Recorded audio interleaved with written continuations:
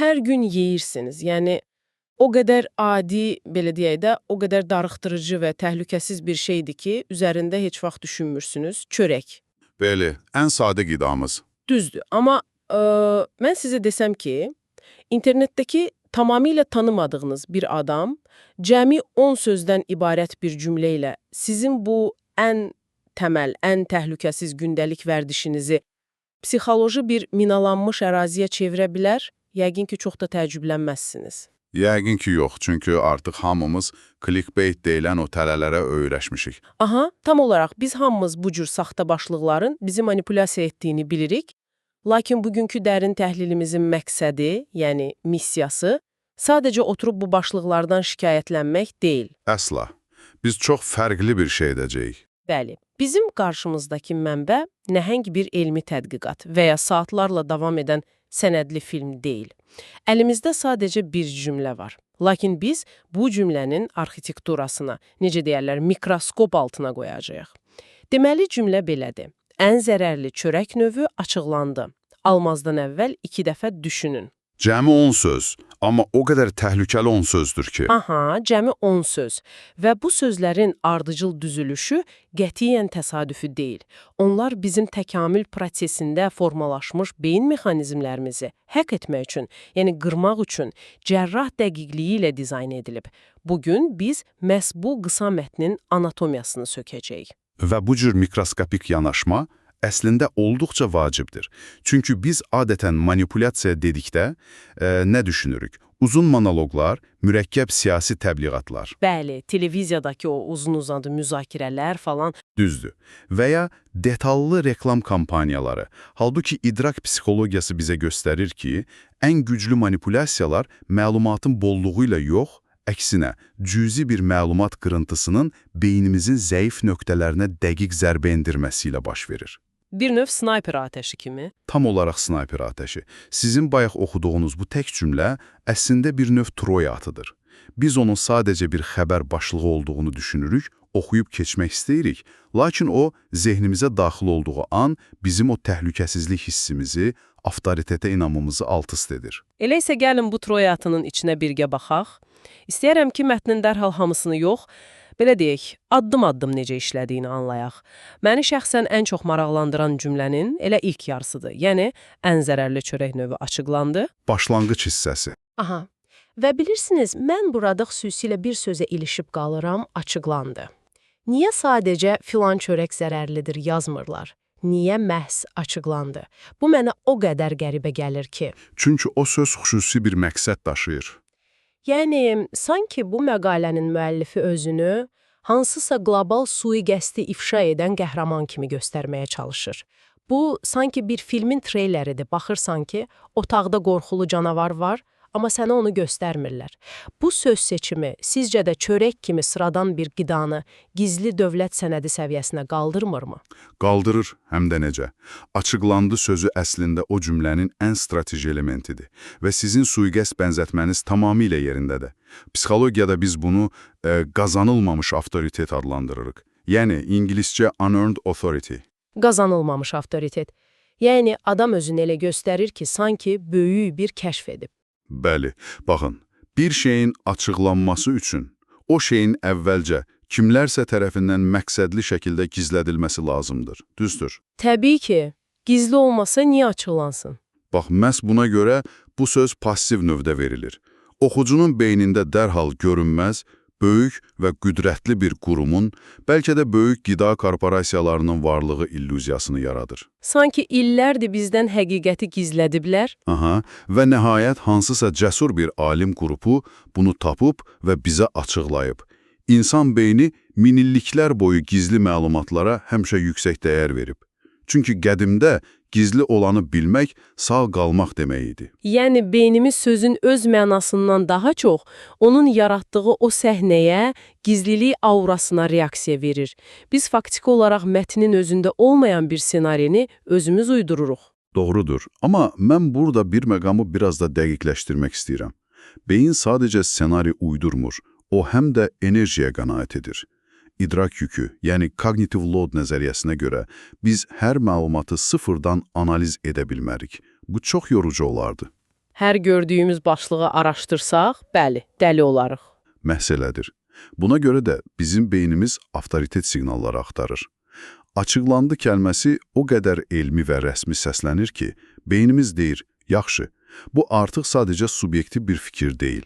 Kimsə bunu mənim əvəzimə araşdırıb, deməli bu bir faktdır. Aha, anladım. Və beləliklə cümlənin əvvəlindəki o ən zərərli superlativinin yaratdığı qorxu var ha? Bəli, ən zərərli. O qorxu açıqlandı sözü ilə birləşən də legitimlik qazanır.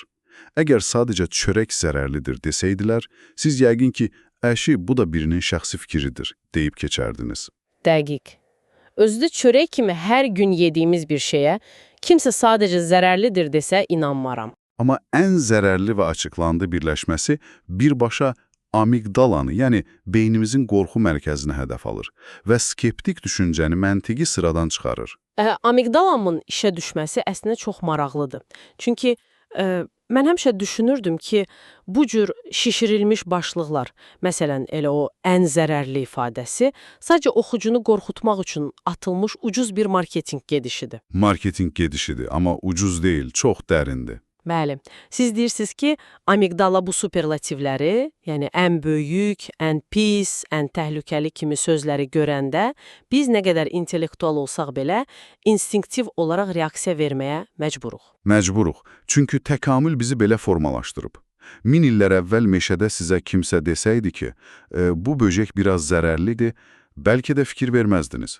Amma bu, meşədəki ən zəhərli ilandı desə, qaçardım. Bəli, dərhal qaç və ya döyüş, yəni fight or flight reaksiyası işə düşürdü. İndi isə o canavarların yerini mətbəximizdəki bu görünməz təhlükələr alıb.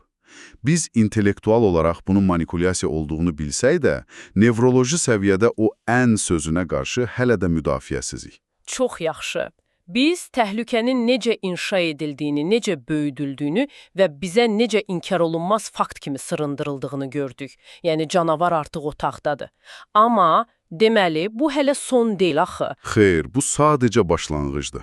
Cümlə davam edir və məncə işlərin əsl mürəkkəbləşdiyi yerdə məhz buradır. İkinci hissədə oxuyuruq, almazdan əvvəl 2 dəfə düşünün. Baxın, bu hissə məni lap çaşdırır. Niyə? Yəni, onlar mənə təhlükəni elan etdilər, canavarı göstərdilər, amma indi sanki yaxamdan tutub məni yerimdə dondururlar. Niyə sadəcə məlumatı verib məni buraxmırlar? Niyə mənim nə edəcəyimi, necə davranacağımı diktə edirlər? Çünki bu mərhələdə artıq məlumatın ötürülməsindən fərdi məsuliyyət zonasına keçid edilir. Almazdan əvvəl 2 dəfə düşünün ifadəsi psixologiyada sistem 1 düşüncəsini sındırıb bizi sistem 2 vəziyyətinə salmaq üçün nəzərdə tutulub. Aha, Daniel Kahnemanın nəzəriyyəsi. Tamamilə düzdür. Nobel mükafatçısı Kahnemanın nəzəriyyəsini xatırlasaq, beynimiz çox vaxt avtopilotda işləyir. Yəni sürətli, avtomatik, az enerji sərf edən sistem 1 ilə. Bizim o gündəlik rutinlərimiz. Bəli. Marketdə alış-veriş etmək, rəfdən çörək götürmək, bunlar məhz belə avtopilot fəaliyyətidir. Siz rəfə yaxınlaşanda hər çörəyin tərkibini saatlarla oxumursunuz ki? Yox, əlbəttə. Sadəcə həmişə aldığımı, o vərdiş etdiyimi götürüb səbətə atıram. Baxın, lakin bu cümlə dərhal o tormuzu basır. O, sizin şuurunuzu oyanmağa, zəhmət tələb edən və yavaş olan o sistem 2 düşüncəsinə keçməyə məcbur edir. Aha, yəni bu mənim hər gün işə getdiyim, həmişə mindiyim adi o sərnişin avtobusunun qapısına səhər tezdən böyük qırmızı hərflərlə diqqət, partlaya bilər stikeri yapışdırmağa bənzəyir. Əla analogiyadır. Yəni, mən bəlkə də düşünürəm ki, kimsə bunu zarafatla yapışdırıb, avtobusa yenə də minə bilərəm, böyük ehtimalına heç nə olmayacaq. Amma və ən əsası budur, ayağımı o tilləyə atanda mütləq tərəddüd edəcəm. O arxayınlıq anı artıq itir. Bəli, o arxayınlıq getdi. Beynim avtomatik bəlkə doğrudan nəsə var deməyə başlayacaq və bu, məni hər gün etdiyim ən sadə hərəkət üçün belə əlavə enerji sərf etməyə, qorxmağa məcbur edir. Sizin avtobus analogiyanız vəziyyəti çox gözəl vizuallaşdırır, amma məncə buradakı mexanizm o stiker nümunəsindən daha da, belə deyək, sinsi və amansızdır. Necə yəni? Daha pisdir. Daha pisdir. Çünki avtobusun üzərindəki o bomba stikeri konkret bir xarici təhdiddir. Amma 2 dəfə düşünün ifadəsi fərqli bir şeyidir. O, qərarın fəsadını birbaşa sizin öz məsuliyyətinizə çevirir. Aha. Biz burada itki qorxusu, yəni loss aversion anlayışı ilə qarşılaşırıq. İnsanlar potensial bir qazanc əldə etməkdənsə, potensial bir zərərdən qaçmağa daha çox meyillidirlər. Marketinq yazarı əslində sizə deyir ki, mən sirri açıqladım. İndi top sənin meydançandadır. Əgər sən səbətə o çörəyi atsan və sabah ailən xəstələnsə, günahkar yalnız sən olacaqsan. Çünki mən sənə xəbərdarlıq etmişdim. Oy, bu doğrudan da çox qorxunc bir perspektivdir. Yəni məsuliyyəti mənim boynuma atır. Bəli, qorxunu şəxsiləşdirir. Deməli, əslində bu məqalənin, daha doğrusu başlıq yazarının məqsədi heç də ictimai səhiyyənin qeydinə qalmaq, mənim sağlamlığımı düşünmək falan deyil. Əsas məqsəd sadəcə olaraq mənim o təhlükəsiz və avtomatik rutinimi iflic etməkdir. Tamamilə. Çünki mən iflic olduğum, tərəddüd etdiyim an məlumatın qalan hissəsinə möhtac qalıram və bu ehtiyac məni o linkə klikləməyə məcbur edir. Bəli, o dayanma anı onların əslində sizə satdığı məhsuldur. Şübhə toxumu səpmək və insanın qərar vermə prosesinə qeyri-müəyyənlik gətirmək ən güclü manipulyasiya alətidir. Siz oxucu olaraq o tərəddüd anından qurtulmaq üçün beyninizdəki xaosu sakitləşdirməlisiniz. Və onlar da elə sizin o xaosu sakitləşdirmək üçün edəcəyiniz klikləri pula çevirirlər. İnanılmazdı.